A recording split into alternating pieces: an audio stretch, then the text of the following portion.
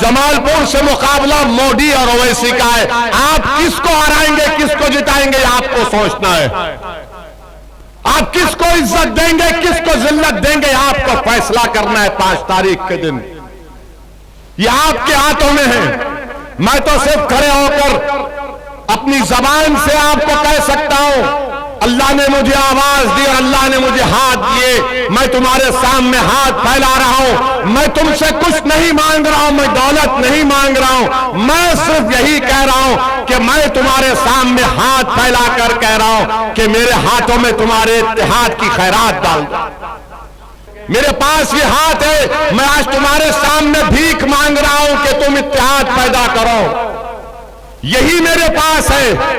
ये दुआ के लिए भी हाथ उठते, आज हाथ तुम्हारे सामने भीख मांग रहे हैं कि मजलिस को गुजरात में कामयाब करो, मजलिस को भारत में कामयाब करो। अरे मेरी जिंदगी की कीमत नहीं है, मैं मर जाऊंगा, मगर गुजरात में तुम एक मर्तबा अपनी क़यादत बना दोगे तो मेरे मरने के 100 साल बाद भी तुम जिंदा रहोगे। याद रखो, तुम्हारी आवाज की जरूरत है। तुमने 27 साल गैरों का साथ दिया, आज एक मर्तबा अपने बेटे और भाई का साथ दो 5 साल के लिए। तुमने 27 साल जुल्म करने वालों का साथ दिया। आपने 27 साल जो आपको धोखा दिया उनको वोट दिया। आपने 27 साल उस पार्टी को वोट दिया कि 2002 की बर्बरियत आपने देखी, उसके बावजूद भी कांग्रेस भाजपा को नहीं हरा पाई। यही मेरा गुनाह है, मेरा और कोई गुनाह नहीं है। यही मेरा गुनाह है कि तुम क्यों गरीब मजलूमों की बात करते हो, तुम क्यों चुनाव जाकर लड़ते हो। अरे तुम मुझसे बहस नहीं कर सकते मगर मुझ पर इल्जामात लगाकर भाग जाते हो। लगाओ इल्जाम, जितने इल्जाम लगाने वाले, मगर मैं इस रास्ते से नहीं हटने वाला हूं। जब तक अल्लाह मुझे जिंदा रखेगा मैं जिद्दोजहद को जारी रखूंगा, क्योंकि मैंने अपनी मां से सुना है कि मक्के की गलियों में कमली वाले पर पत्थर फेंके जाते थे। ताइफ में खून से लहूलुहान होना पड़ा। मेरा हीरो वो कमली वाला है। जब वो नहीं पलटे तो गुलाम कहां पलटेगा, जब मालिक नहीं पलटे तो गुलामों का गुलाम कहां पलटेगा। इसीलिए तो मेरी गाड़ी पर 6-6 गोलियां चलाई गईं। क्यों चलाए मुझ पर गोली चलाने वाले? गोली चलाने वाला को बयान देता है मीडिया को कि ओवैसी मोदी को बहुत बोलता है, हम उसकी आवाज को बंद करना चाहते थे। और चलाओ गोली मुझ पर, मैं मरने को तैयार हूं अपने काम के लिए। मुझे मौत से डर नहीं है। डर इस बात का है कि जब पूरा जमा किया जाएगा, जब राय बराबर नेकी और गुनाह का हिसाब होगा, मैं उस दिन डरता हूं जब रब्बे करीम पूछेगा कि बताओ असदुद्दीन, तुमको जो इज्जत दुनिया में दी गई तुमने गरीब और मजलूमों के लिए क्या किया। मैं सिर्फ उस दिन से डरता हूं, किसी माइका लाल से नहीं डरता हूं। अल्लाह ने मुझे कम सियासी जिंदगी में 5 मर्तबा मैं जेल को जा चुका हूं। 1 दिन 2 दिन के लिए नहीं, 45 दिन के करीब मैं जेल में था। बल्कि 1998 का फुटबॉल वर्ल्ड कप पूरा जेल में देखना पड़ा मुझे। और जब हम जेल में रहते थे तो जब जेल में बैठकर मैं इबादत करता था, जिंदगी में ऐसी इबादत कभी नहीं कर सका। कभी जेल में कभी खाना नहीं देते थे, मैंने कहता था कि कोई परवाह नहीं, मेरे वो रज़्ज़ाक़ है, वो रिज़्क़ देगा तो मैं खाऊंगा, तू क्या देगा, तेरी हुकूमत क्या देगी मुझे। मेरे अजीज दोस्तों और बुजुर्गों, इसीलिए मुझको गालियां दी जाती हैं, इसीलिए मुझको तमाम बातें की जाती हैं। आप बताओ आपने क्या हासिल किया, कांग्रेस पार्टी ने क्या किया। 27 साल से आप इनको वोट दे रहे हैं, ये भाजपा को नहीं हरा पाते, बोलते भी नहीं बिल्किस के ऊपर, किसी के ऊपर नहीं बोलेंगे। सिविल कोड की बात आती कांग्रेस गूंगी हो जाती है। बोलो कांग्रेस वालों यकसा सिविल कोड के बारे में, तो बोलेंगे नहीं नहीं, बोलेंगे तो दूसरों का वोट नहीं मिलेगा।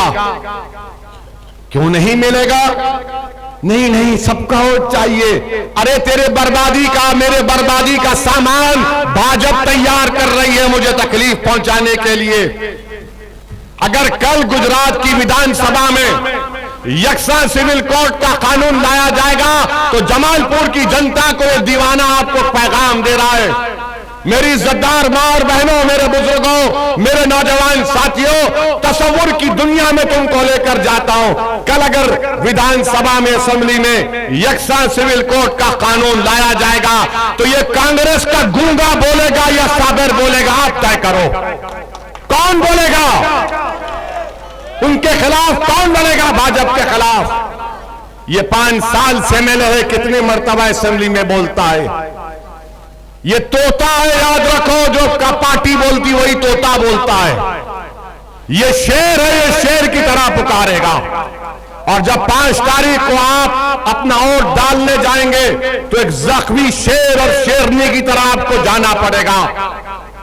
27 साल से आपको धोखा देने वाले, क्या आपको मालूम कि मुझ पर इल्जाम लगाने वाले मेरे सवाल का जवाब नहीं दे पाते कि आज गुजरात में, गुजरात की गवर्नमेंट में, गुजरात की सरकार में 1% नौकरी करते मुस्लिम अल्पसंख्यक समाज। 1%। कौन जिम्मेदार है इसका? वो ऐसी जिम्मेदार है। अभी हम गए थे राम रहीम नगर के आगे, वो हाउसिंग कॉम्प्लेक्स कौन सा एरिया था? बहरामपुरा, संतोष नगर, ओरियन नगर। वहां की खवातीन आकर कह रही थी देखो ये गंदगी, ये देखो हमारी बिल्डिंग कभी भी गिर सकती है। ये नजर नहीं आता कांग्रेस के लोगों को। चुनाव आ गया तो बस डराते। 2012 में क्या हुआ?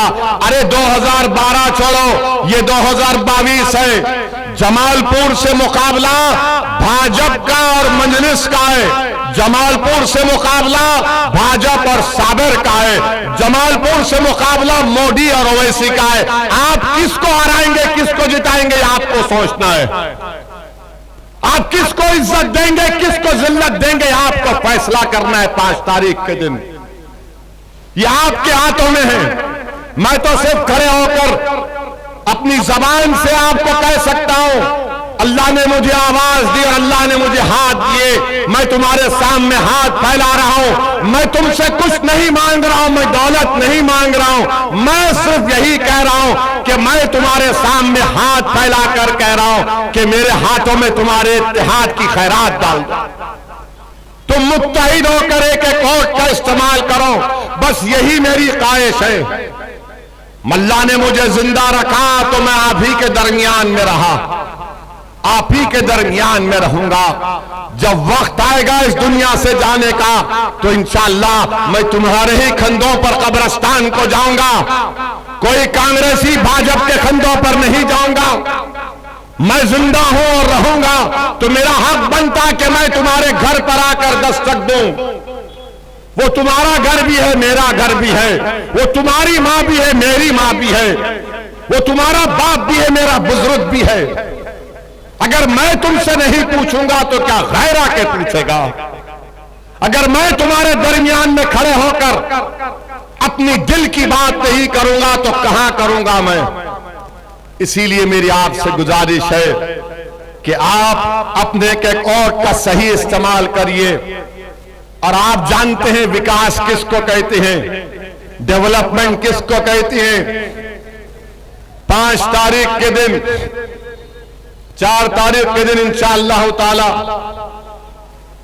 मेरे हैदराबाद पार्लियामेंट कॉन्स्टिट्यूंसी में याकूतपुरा के असेंबली हल्काए, मैं एक दिन में इंशाअल्लाह ताला 4 तारीख दोपहर में 2 बजे 27 करोड़ के कामों का इफ्तिताह, इनाग्रेशन करूंगा। 27 करोड़। मेरा पार्टी का कोई मंत्री मिनिस्टर नहीं है। 27 करोड़ के डेवलपमेंट के कामों का एक दिन में हम इफ्तिताह करेंगे। इसको कहते हैं सियासी ताकत। बताइए मेरे अजीज दोस्तों और बुजुर्गों, क्या आप नहीं चाहते कि जमालपुर में तरक्की हो?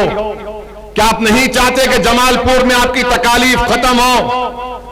और वो तभी खत्म होगी जब आप साबिर काबुलीवाला को दोबारा मौका देंगे।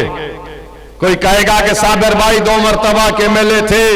हां, जब उस वक्त थे कांग्रेस के थे, मगर उनकी जबान बंद रखी जाती थी। आज मजलिस का ये शेर है, इसकी जबान कभी नहीं बंद होगी, वह सच्चाई को बयान करेगा।